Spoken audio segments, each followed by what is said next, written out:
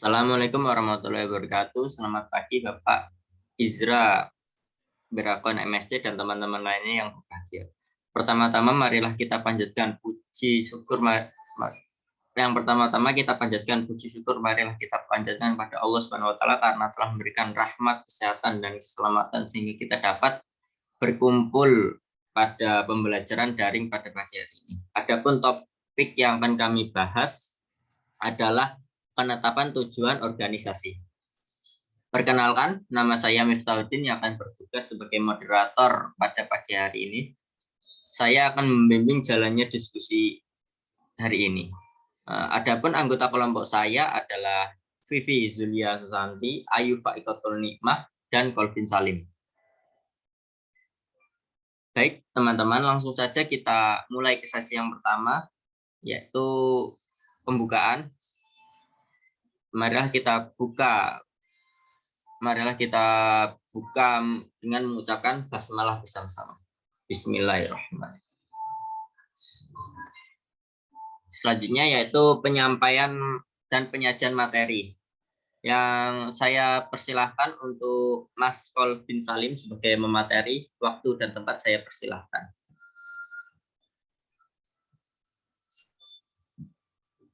Baik, terima kasih kepada Saudara Miftahuddin. Baiklah, di sini saya Kolvin Salim akan menyampaikan materi pertama. Penetapan tujuan organisasi.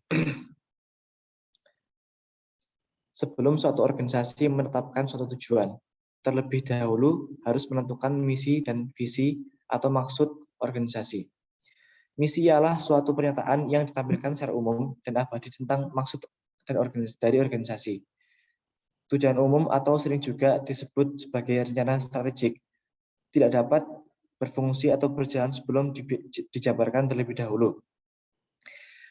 Dijabarkan ke dalam tujuan-tujuan khusus yang lebih terperinci sesuai dengan jenjang manajemen sehingga membentuk hierarki tujuan. Penetapan tujuan-tujuan strategik akan menentukan kegiatan-kegiatan yang harus dilakukan serta mengikat sumber daya organisasi untuk jangka waktu yang panjang. Di zaman sekarang ini, para manajer seringkali membuat kesalahan yang sama. Mereka memulai kegiatan dan membuat keputusan-keputusan tanpa penetapan suatu kerangka tujuan terlebih dahulu. Seperti seorang manajer personalia mungkin mempunyai tujuan untuk menarik beberapa orang operator mesin bulan depan, atau seorang mekanik pemeliharaan mempunyai tujuan untuk menyelesaikan pekerjaan penyetelan mesin minggu ini. Nah, setiap tujuan tersebut dapat disebut juga sebagai sasaran atau target. Bisa di next, Mas Miftah. Lalu, misi dan tujuan organisasi. Yang pertama, misi. Misi ialah suatu pernyataan umum dan abadi tentang maksud organisasi. Lalu, definisi misi organisasi sendiri ialah maksud khas atau unik dan mendasar yang membedakan organisasi dari organisasi lainnya dan mengidentifikasikan ruang lingkup operasi dalam hal produk dan pasar. Lalu tujuan organisasi. Pernyataan tentang keadaan atau situasi yang tidak terdapat sekarang tapi untuk dicapai di waktu yang akan datang melalui kegiatan-kegiatan organisasi. Nah, tujuan organisasi sendiri itu dibagi menjadi dua. Yang pertama tujuan umum dan yang kedua tujuan khusus. Tujuan umum sendiri ialah tujuan yang akan dipilih untuk menentukan kegiatan dan mengingat berbagai sumber daya untuk jangka waktu yang panjang. Sedangkan tujuan khusus ialah tujuan yang secara fungsional berdiri sendiri tetapi secara operasional terangkai dalam pemberian pedoman pencapaian tujuan organisasi. Bisa di next, Mas Miftah.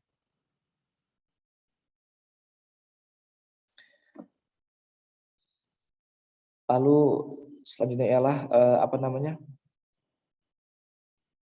berbagai fungsi tujuan dari organisasi. Yang pertama ialah fungsi menjadi pedoman bagi kegiatan. Melalui penggambaran hasil akhir di waktu yang akan datang, memberikan arah dan pemusatan kegiatan organisasi mengenai apa yang harus atau tidak dilakukan. Yang kedua sebagai sumber legitimasi. Melalui pembenaran kegiatan-kegiatannya akan meningkatkan kemampuan organisasi untuk mendapatkan berbagai sumber daya dan dukungan dari lingkungan sekitarnya. Yang ketiga, sebagai standar pelaksanaan, yaitu memberikan secara langsung bagi penilaian pelaksanaan kegiatan.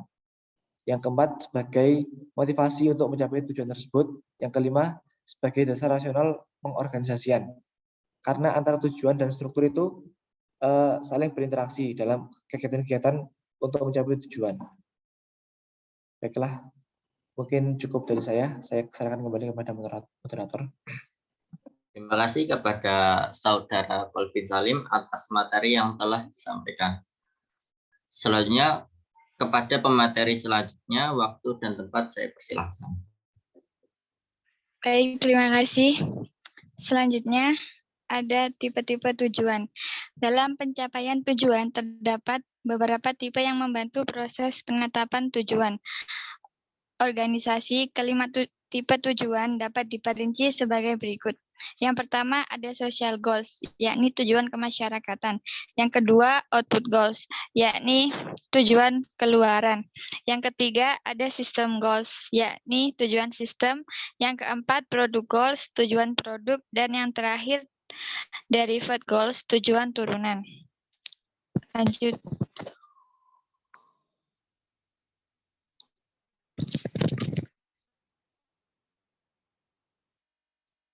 Selanjutnya, proses penetapan tujuan. Proses penetapan tujuan merupakan usaha untuk menciptakan nilai-nilai tertentu melalui berbagai kegiatan yang akan dilaksanakan organisasi. Tujuan organisasi adalah yang pertama, barang dan jasa yang diproduksi organisasi akan dapat memberikan berbagai manfaat. Paling sedikit sama dengan harganya. Yang kedua, barang dan jasa dapat memuaskan kebutuhan konsumen atau langganan. Yang ketiga, teknologi yang digunakan dalam proses produksi akan menghasilkan barang dan jasa dengan biaya dan kualitas bersaing. Yang keempat, kerja keras dan dukungan seluruh sumber dayanya organisasi dapat beroperasi dengan baik. Yang kelima, pelayanan manajemen akan memberikan public match yang menguntungkan sehingga mereka bersedia menanamkan modal dan menyumbangkan tenaganya untuk membantu kesuksesan organisasi. Dan yang terakhir, perusahaan mempunyai konsep diri yang dapat dikomunikasikan dan ditularkan kepada para karyawan dan pemegang saham organisasi. Selanjutnya, ada bidang-bidang tujuan. Terdapat 8 bidang pokok di mana perusahaan harus menetapkan tujuan. Yang pertama, posisi pasar. Posisi pasar tujuannya dapat menganalisa langganan dan produk atau jasa, segmen pasar dan saluran distribusi. Yang kedua, produktivitas atau efisiensi. Tujuannya mencakup metode-metode kerja, kemajuan mesin dan peralatan, dan peningkatan efisiensi karyawan.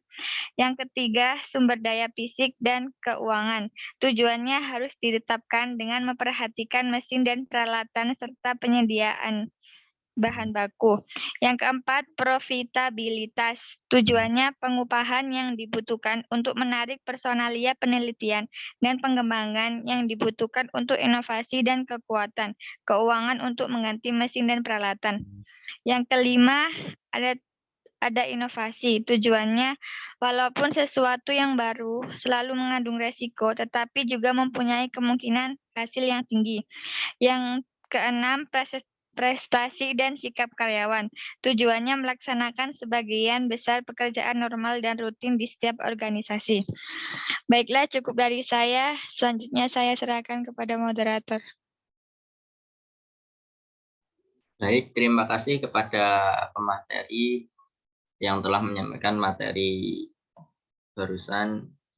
Kepada pemateri selanjutnya, waktu dan tempat saya persilahkan.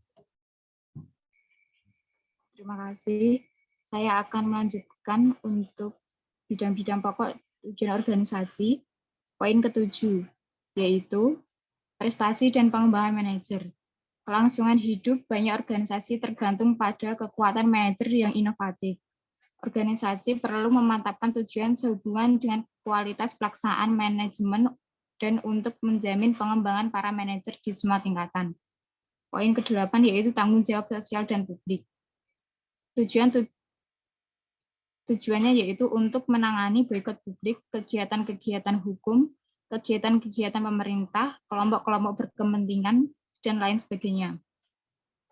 Yang selanjutnya yaitu manajemen baik objektivitas.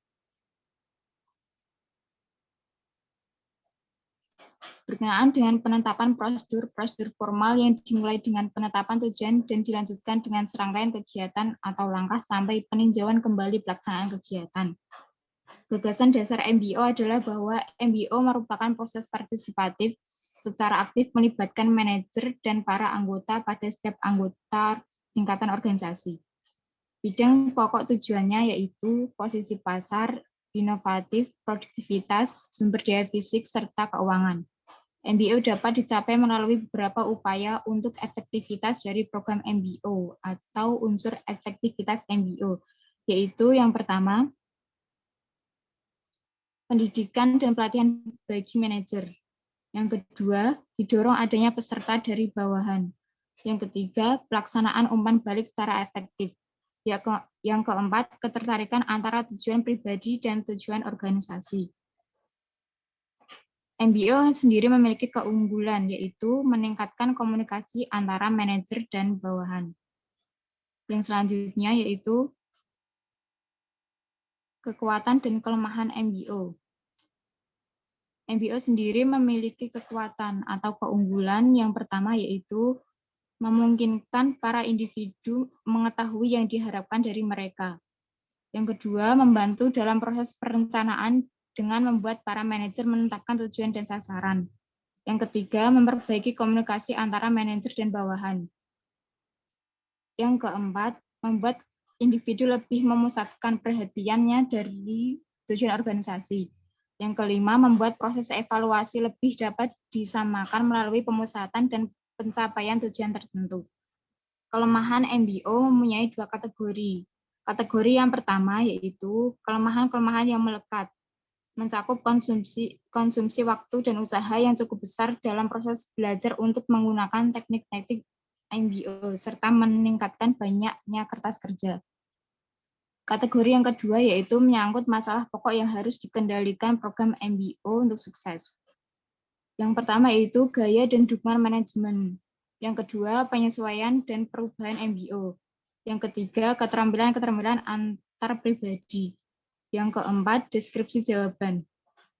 Yang kelima, penetapan dan pengorganisasian tujuan. Yang keenam, pengawasan metode pencapaian tujuan. Yang ketujuh yaitu konflik antara kreatif dan MBO. Sekian presentasi saya kembalikan kepada moderator. Baik, terima kasih kepada pemateri yang telah menyampaikan materi. Mungkin demikian tadi presentasi kelompok kami. Mari kita mengucapkan alhamdulillah bersama-sama.